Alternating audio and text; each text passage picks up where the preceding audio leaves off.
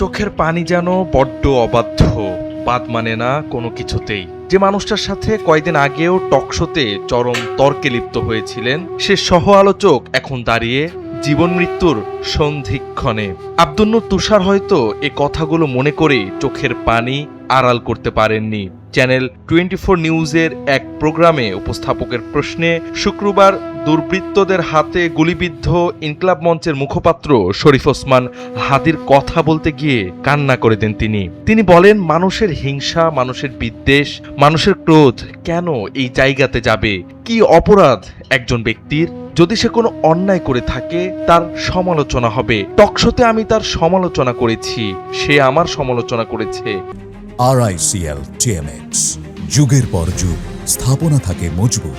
কিন্তু আমার তো কোনোদিন তার প্রতি বিদ্বেষ হয়নি। কি করে একজন মানুষের পাশে বসে থাকা লোক এই কাজ করতে পারে? এই বাংলাদেশের জন্য এত মানুষ প্রাণ দিয়েছে, এই অঞ্চলের স্বাধীনতার জন্য, একটু স্বাধীনভাবে নিজের জীবনকে নিয়ন্ত্রণ করার জন্য এত মানুষ প্রাণ দেওয়ার পর আমরা নিজেরা নিজেদের ওপর এত হিংসা আমাদের কেন? মৃত্যুর হুমকি পাওয়ার পরেও হাদিকে নিরাপত্তা দেওয়া হলো না এবং অক্টোবর মাসে ডাকাতি করে ধরা পড়া খুনিকে কে ছাড়লো তা নিয়ে প্রশ্ন তোলেন এই বিশিষ্ট গণমাধ্যম ব্যক্তিত্ব। স্মৃতিচারণ করতে গিয়ে তিনি বলেন, আমি হাদির সাথে 3টি টকশোতে গিয়েছি, তার সাথে তুমুল তর্ক করেছি। প্রতিটা টকশোর পর আমরা একে অপরকে জড়িয়ে ধরেছি। আমি তার সাথে দুষ্টামি করেছি, সে আমার সাথে দুষ্টামি করেছে।